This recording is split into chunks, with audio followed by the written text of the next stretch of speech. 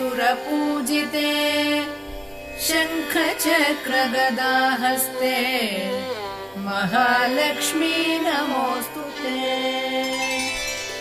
नमस्ते गरुडारूढे दोलासुरभयङ्करी सर्वपापहरे देवी महालक्ष्मी नमोऽस्तुते। सर्वज्ञे सर्ववरदे सर्वदुष्टभयङ्करी सर्वदुःखहरे देवी महालक्ष्मी नमोऽस्तुते। सिद्धिबुद्धिप्रदे देवी भुक्तिमुक्तिप्रदायिनी